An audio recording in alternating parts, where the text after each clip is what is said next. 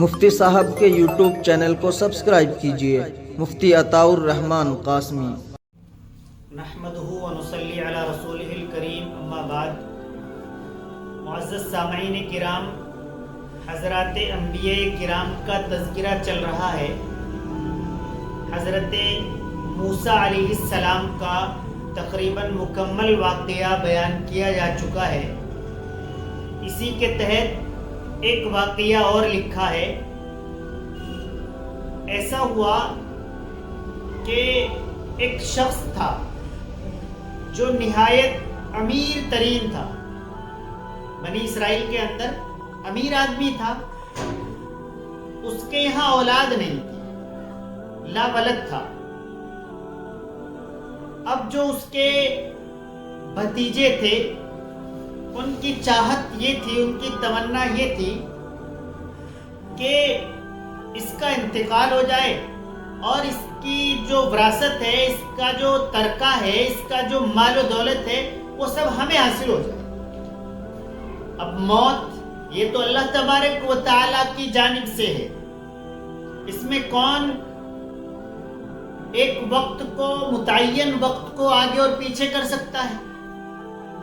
لیکن ان کا لالچ روز بروز بڑھتا چلا جا رہا تھا۔ اس لالچ نے ان میں سے ایک کو اس بات پر مجبور کیا کہ میں اسے ختم کر دیتا ہوں، قتل کر دیتا ہوں، مار ڈالتا ہوں۔ اس نے اپنے اس ارادے اور نیت پر عمل کیا۔ وہ رات کو پہنچا اور اس نے اپنے چچا کو قتل کر دیا، اور یہی پھر صبح کو شور مچانے لگا، میرے اتنے پیارے چچا، میرے اتنے اچھے چچا، ان کو قتل کر دیا، نہ جانے کون قاتل ہے، بہت غلط کیا، بہت برا ہوا۔ لوگ جمع ہو گئے۔ لوگوں نے دیکھا کہ واقعی ان کے چچا کا تو قتل کر دیا گیا ہے۔ آپس میں چیمی گوئیاں ہونے لگی، غور فکر ہونے لگی کہ کس نے قتل کیا ہے۔ پھر کسی نے مشورہ دیا کہ چلو بھائی، اس واقعے کو لے کر حضرت موسیٰ علیہ السلام کے پاس چلتے ہیں۔ چند لوگ اکٹھا ہو کر حضرت موسیٰ علیہ السلام کے پاس گئے۔ جا کر کہنے لگے، موسیٰ، یہ اس طرح کا واقعہ پیش آیا ہے، ان کے چچا کو کسی نے قتل کر دیا ہے، تو آپ بتائیں اس میں کیا ہے، کون قاتل ہے؟ حضرت موسیٰ علیہ السلام نے اللہ تبارک و تعالیٰ سے دعا کی۔ اللہ تبارک و تعالیٰ نے حکم فرما دیا کہ ان سے کہو کہ یہ ایک گائے ذبح کرے،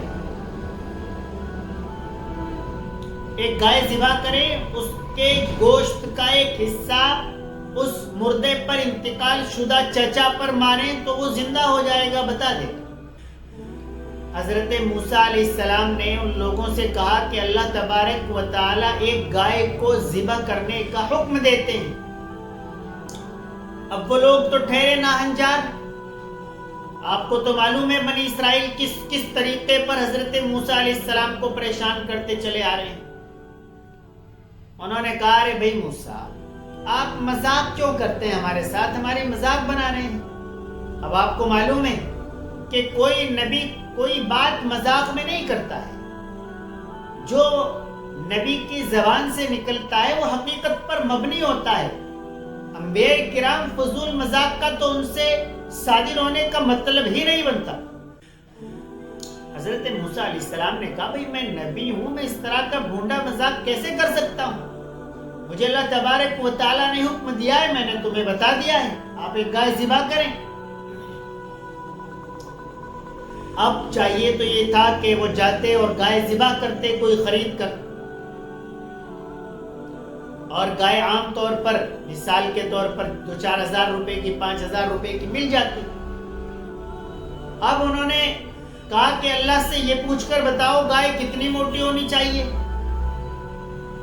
اب حضرت موسیٰ علیہ السلام کو غصہ بھی آیا کہ دیکھو کس طریقے پر عجیب الگ الگ طریقے کے سوال کرتے ہیں۔ تو حکم ہوا کہ ان سے کہو کہ نہ تو جوان ہو، نہ بوڑھی ہو، درمیانی عمر کی ہو، اس سے بہت سارا کام نہ لیا گیا ہو۔ اچھا، کہنے لگے کہ یہ بھی معلوم کر کے بتاؤ کہ کس رنگ کی ہونی چاہیے۔ اب مزید تکلیف دہ بات تھی۔ آپ کو گائے ذبح کرنے کا حکم دیا گیا ہے، آپ اتنے سارے سوال کیوں کر رہے ہیں؟ حضرت موسیٰ علیہ السلام نے پھر رنگ بھی بتا دیا کہ بہت اچھا پیارا خوبصورت رنگ ہونا چاہیے، جو کم پائی جاتی ہوں۔ اب وہ اس گائے کو تلاش کرنے کے لیے، جس کی کئی ایک شکیں انہوں نے اپنے اوپر خود اوڑھ لی تھی، تلاش کرنے لگے۔ جو کام 2-4 ہزار روپے میں ہونا تھا، اس کی قیمت لاکھ روپے تک پہنچ گئی ہے۔ گویا ایک گائے کے چمڑے کے اندر سونا بھرنے والی بات ہو۔ گائے تلاش کرتے رہے، بہت ساری تلاش اور جستجو کے بعد ایک گھر کے اندر اس طریقے کی گائے ملی۔ ایک نوجوان تھا، غریب تھا، لیکن اپنی ماں کی بڑی خدمت کیا کرتا تھا، اور والدین کی خدمت پر اللہ تبارک و تعالی نے انعامات رکھے ہیں۔ فرمایا کہ اگر آپ علم کے اعتبار سے ترقی چاہتے ہو تو اپنے اساتذہ کرام کا ادب و احترام اور ان کی خدمت کرو، اور اگر آپ دنیا کے اندر مال و دولت کے اندر پروگریس چاہتے ہو تو اپنے والدین کی خدمت اور اطاعت کیا کرو۔ وہ لوگ پہنچے اس گھر کے اندر، وہ اپنی بیمار ماں کی خدمت کیا کرتا تھا، اور اس کے پاس وہی گائے تھی۔ تو بہت زیادہ قیمت میں ان لوگوں کو وہ گائے خریدنی پڑی۔ اس گائے کو ذبح کیا، اس کا ایک گوشت کا ٹکڑا اس میت پر، اس انتقال شدہ شخص پر مارا تو وہ زندہ ہو گیا، اس حالت میں کہ اس کے زخم سے خون بہہ رہا تھا۔ حضرت موسیٰ علیہ السلام نے معلوم کیا کہ آپ کو کس نے مارا ہے؟ اس نے بتایا کہ مجھے میرے اس بھتیجے نے مارا ہے، اس نے مجھے قتل کیا ہے۔ اتنا کہنے کے بعد وہ دوبارہ انتقال کر گیا۔ یہاں پر 2 چیزیں اور آتی ہیں۔ ایک یہ کہ ان لوگوں کے دل سے گائے کا، اس بچڑے کا، جو سامری نام کے شخص نے ان کے دل کے اندر اس کی بڑائی بٹھا دی تھی، اسے ختم کرنا تھا۔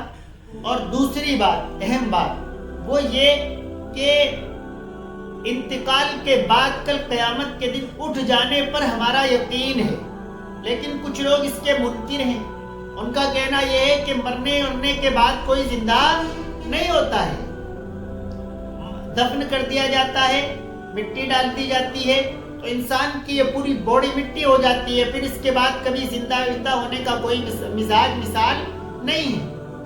یہ بات بھی ثابت ہوئی کہ اللہ تبارک و تعالیٰ نے دکھایا کہ کس طریقے پر مردہ زندہ ہوا اور بولا، اس نے اپنی بات پیش کی اور اس کے بعد انتقال ہوا۔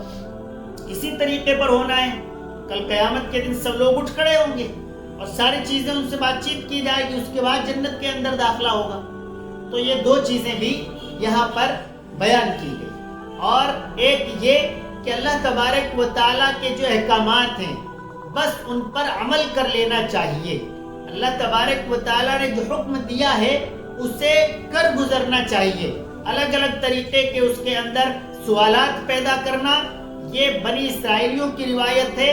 اگر ہم اس پر عمل پر جائیں گے تو ہمارے لیے بھی اسی طریقے پر نقصان ہو سکتا ہے۔ اللہ تبارک و تعالیٰ عمل کرنے کی توفیق عطا فرمائے۔ وآخر دعوانا الحمدللہ رب العالمین۔